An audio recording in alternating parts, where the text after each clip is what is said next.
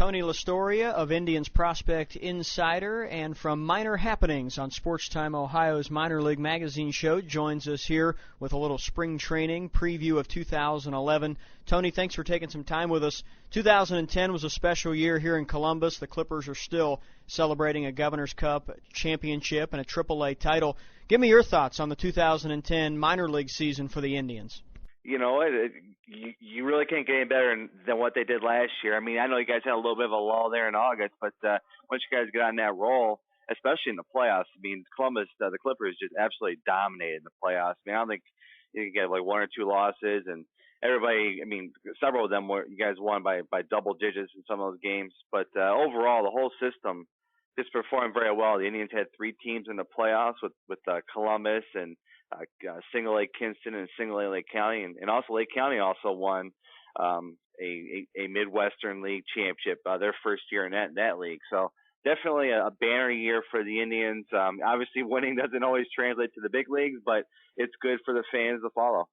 Tony, when you try and sift through the hundreds of players in the minor league system, when guys have postseason success, does that make things even easier for you to write the book about, to come up with things to talk about and discuss and dissect, and have a little bit of extra information to go into covering 100 prospects in the Indian system? Oh, definitely. I mean, over the course of the year, over the course of the year, I'll probably talk about almost every guy. I mean, especially the top 100 guy, which I focus on in the book. But over the course of the year, between talking to coaches and player personnel people and people outside the organization, I mean, it makes it a lot of fun, especially when guys are playing well.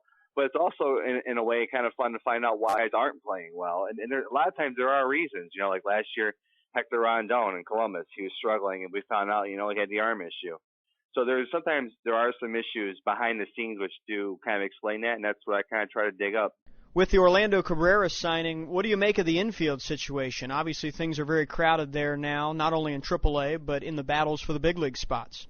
Yeah, that's going to be interesting how they do. I mean, and it's not even just the infield; it's everywhere. But just looking at the infield in particular, with Cabrera signing, I mean, the Indians were trying to sign somebody in the off season. I mean, I know it was a last minute thing, but that was planned all off season. So they're playing with that all along. Has been. They're going to have Kipnis and Phelps start the year in Columbus, and you're probably going to see some kind of a sharing of the duties there, with Kipnis getting more playing time and Phelps playing some third base, and also some outfield. Now I guess they're going to try him out in the outfield in spring training, kind of like add that versatility to him, because he's, for as good of a year as he had last year, that being Phelps, he's kind of a peg just below Kipnis as far as the value goes. So now he's got to find himself some value at another position.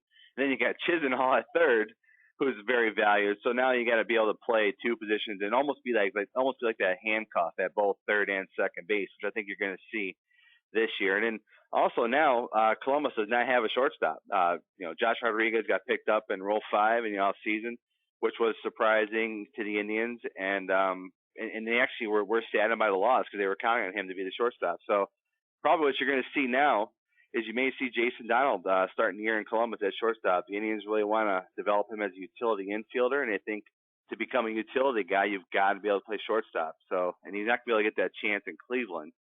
So if he by chance does not win the third base job in Cleveland this spring, you very well could see him opening day in shortstop in Columbus. Now, the infield's crowded, but the outfield is as well. In Columbus, you're going to have guys like Nick Weglars and Matt McBride and Ezekiel Carrera. Just as the infield is crowded, the outfield will be too. And the Grady Sizemore situation, I think, is going to be telling as far as what shakes out if he's able to start the season in time. What have you heard about that? Yeah, the Grady Sizemore thing will actually help them make a decision, because I mean, it's pretty much almost for certain he's going to start the year on a disabled list. There's no reason to rush him back.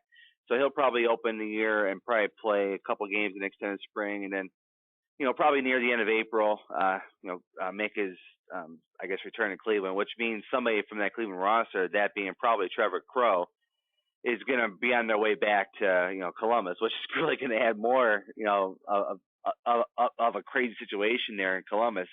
But I guess the likely situation is you're going to probably see Ezekiel Carrera as your center fielder. Weglars probably in left field, and then right field it could be anybody.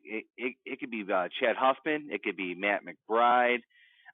Jordan Brown can I mean, he's more of a left fielder, but he can factor in there. So there are a lot of guys. Jared Head might factor in there a little bit. And that's a name there. Jared Head hasn't even been discussed. He was the MVP of the national championship game last season. For the Clippers was great in the postseason. The season before that was tremendous in Akron as well. And this is a guy whose name really hasn't even been talked about as a 60% chancer of making the AAA roster. Yeah, I'm a big Jared Head fan. I know he's 28 years old or whatever he's old. He's not really a prospect or whatnot, but the guy just goes out there, he performs, he plays, anywhere on the diamond pretty much. I mean, the guy can even catch if you need him to. So, yeah, he's a guy that I think he's going to be in that mix somewhere in that team, either as a reserve guy kind of holding on until you guys want to activate him or whatnot. But, yeah, that whole thing with first base and left field is going to be interesting how that shakes out with all those guys that are not rostered, like Jordan Brown and Huffman and McBride and Hodges. And you're going to see probably one or two tough cuts coming at the end of spring training with a couple of those guys or trades. All right, Tony, thanks for your time. We'll talk to you again soon. All right, thank you, guys.